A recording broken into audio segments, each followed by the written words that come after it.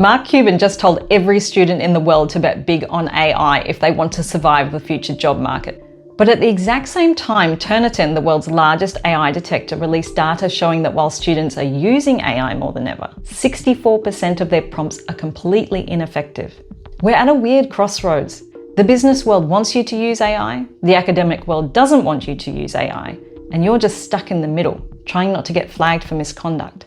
In this video, I'll show you the data that Turnitin just dropped, explain why Mark Cuban's advice might actually get you into trouble if you follow it blindly, and more importantly, how to bridge that gap so that you can become AI literate, not just AI dependent. Hi, I'm Theresa, welcome back. If you're new to my channel, don't forget to like and subscribe to stay in the loop. Cuban's logic is simple. AI is the new internet. If you didn't learn the internet in the 90s, then you were quickly left behind. He says that students that learn to master AI will become strong creators and leaders for the future. And as a lecturer, I agree. I want my students to be ready now and for their future careers. AI is quickly being integrated into every industry. But here's the thing. Mastering a tool isn't the same thing as letting the tool do your homework. If you bypass the thinking, then you're not developing the critical thinking skills that Cuban says are the ultimate job security. You're just outsourcing your brain. And while getting AI to write your assignment in the past might have worked, Turnitin has released a new tool called Clarity. It no longer looks at just your final draft. It actually tracks your entire writing process and comes with an inbuilt suite of AI tools. Since late 2025, Turnitin's data shows that 15% of papers are almost entirely AI written. That's a 500% increase from a year ago. But here's the thing, more than half of all prompts are generic and ineffective. Things like write me a conclusion or make this sound more academic. This is what Turnitin calls a lack of metacognition. When you use prompts like fix this or make it sound more academic, you're guaranteeing a mediocre AI output. Generic prompts produce generic writing. So let's talk about the 64% of prompts that Turnitin says were ineffective. Most of those prompts were asking the AI to do the work, to write paragraphs or summarize papers. I don't recommend that. Not only does it risk a misconduct flag, but it's actually a low-level use of the technology. If you want to follow Mark Cuban's advice and actually become AI literate, you need to use the technology for logic, structure, and study, not just for generating assignments. Now, before we look at these three methods, I need to give you a hard reality check. Every university, department, school, and individual unit or subject coordinator has a different policy on AI. Some might allow it for brainstorming, but many, and I mean many, have a zero-use policy.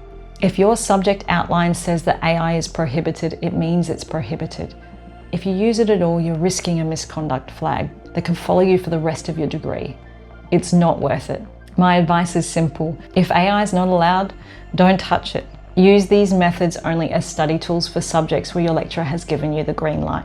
Okay, let's talk about those three ways you can use AI as a tutor rather than just a generator.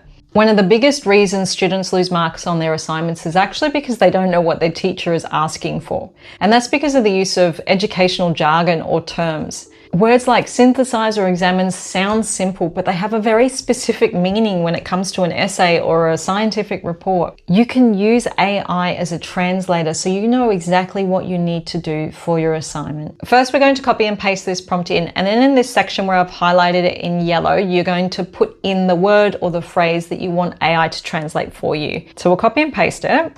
And then today I'll ask it to explain what critically analyze is, because that's a really common term that we see all the time and rarely does anyone ever explain it. So what this prompt is doing, it's asking the AI to not only translate it for you, but it's asking you to give you an example and in plain English rather than using more jargon or terms that aren't helpful for you. So first it'll explain what it means and then what you actually need to do for that. And then at the end, you can skip down to the examples of what a bad sentence would look like.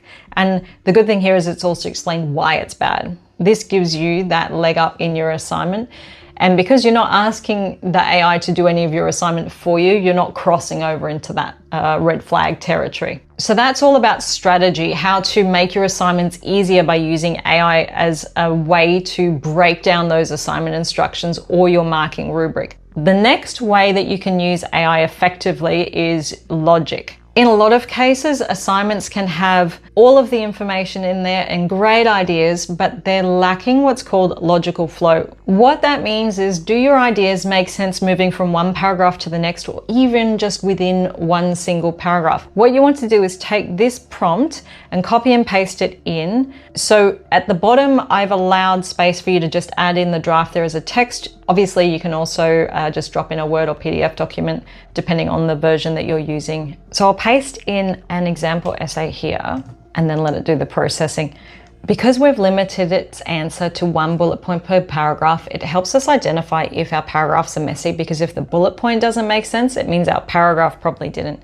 And then we can go, wow, that paragraph doesn't make sense after that one, or they would make sense in a different order. The reason this is following Mark Cuban's advice so that we get smarter rather than just becoming AI dependent is because the more you do this, the more you'll start to notice how to do it for yourself quickly while you're writing. So at the moment, we're doing this as an extra step. When you finish your assignment, you drop it in, and it's fast because it's AI. But it's even faster if you can do it yourself while you're writing, so that you're using it to get smarter. The third way you can use AI is my favorite, and it's to use it as a study partner. Now, the good thing here is that usually you can get away with doing this even when most of the time you're not allowed AI for your assignments. And that's because we're talking about using it as a study partner for your exams. And that has nothing to do with assignments, right? We're not asking it to generate answers. We're asking us to help make our studying time more effective. So what you want to do is copy and paste your notes in to AI with this prompt. If you don't have any notes, take the lecture slides from your lecturer. They're normally on your learning management system, you know, like Blackboard or Canvas, and add those instead. If you don't have a paid for AI version, you've got a free one and you need to paste that in, just convert all of that to Word documents so that you can easily copy and paste it in rather than having PowerPoint or PDFs. And essentially what we're going to do is ask AI to generate a series of questions based on those. So you just paste it in and then add in your notes here at the bottom. You can just remove that one and paste them in. It's going to give you 10 multiple choice questions and then 5 short answer and 5 long answer. That's helpful because it follows the exact format of most exams. They usually have, you know, those different sections in it. And at the end of the prompt, it specifically says, don't give me the answers. That's really important, because if you can just quickly look at the answers, then it stops the retrieval process, which we now know scientifically is the most effective way to study. There are some other prompts here. Obviously, you can use as a study partner. You can get it to make you flashcards. You can have it just sit there and ask you one question and you type in the answer, and then it asks you another question, you type in the answer, like you're having a conversation, but it's based on your lecture notes or your study notes. But that speeds up the study process. And the reason this tutor approach is the safest way forward in 2026 is because of things like Turnitin Clarity. It's not just about your final assignment anymore, it's about your telemetry. And if all you do is get AI to generate your work and then copy paste it in, your telemetry is a simple flat line, even if you take the time to manually type it in yourself, because it's not a natural way that a person writes. Clarity can tell.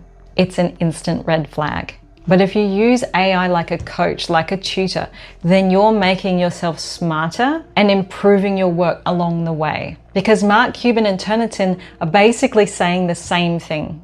AI is a tool for those that want to learn everything, and a trap for those that want to learn nothing. Cuban wants you to be AI native because he knows that the best jobs are going to go to the people that can use AI effectively to become more productive and more effective problem solvers.